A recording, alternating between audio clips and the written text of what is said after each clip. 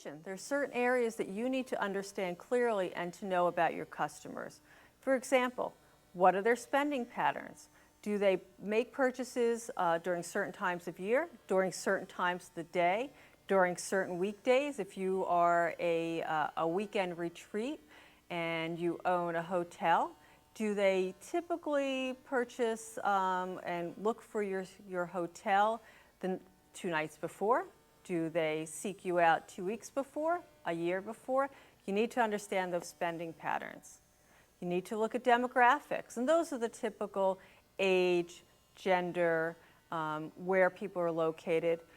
For businesses, it's who's the customer in terms of what's their role within the organization.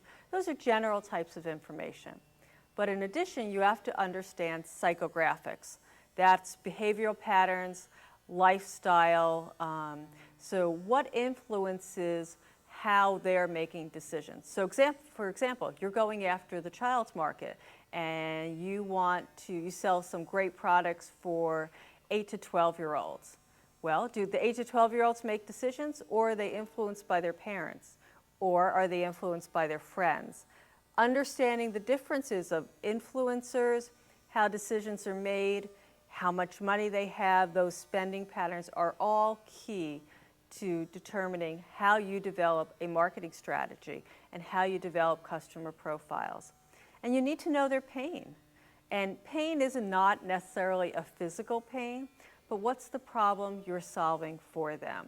Is it, do they need to be the coolest kid on the block? And will this product that you've got make them the coolest kid on the block?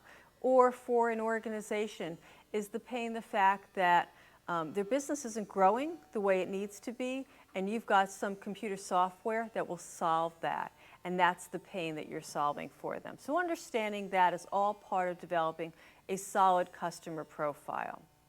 So of course you need to ask the typical questions. Who are your customers?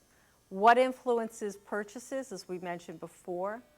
When they buy, when those decisions are actually made, why they buy. Are they buying again for prestige? Are they buying because you're solving a problem?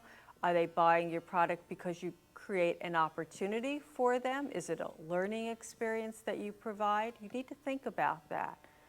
And you need to think about where they gather their data. And here's a great example. I had a client I worked with in Germany for a number of years, and they manufacture a terrific product for the railroad and large ship vessel industry. And one of their decisions was, one of the ways they actually got to market was to advertise to customers, and they spent a lot of money on advertising.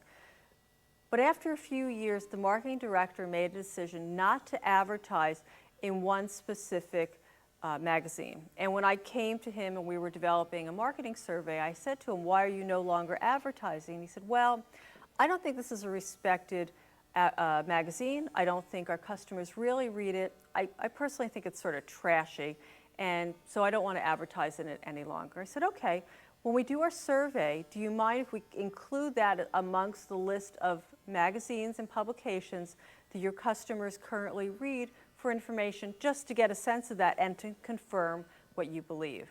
"Sure, no problem." We did the survey, and guess what we found out? That was actually the #1 magazine that his customers read. They've trusted it, they valued it, and so his marketing strategy had failed because he wasn't really understanding where they were gathering data, where they were finding out. We actually changed his model.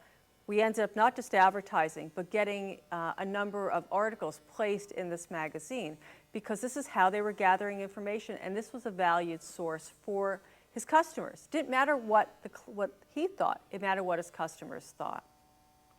So how they find you is very important. It also defines your business strategy. So for example, if customers are looking for you on the intranet and you don't have a website and you don't have a web presence, this is going to be a major area for you.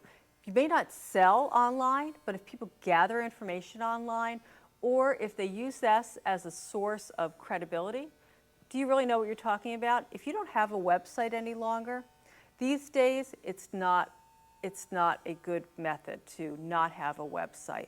The reason being, most people expect at this point you will have a web presence, even if it's just as a source of credibility. Here's who I am. If you want to find out more information, email me or call me.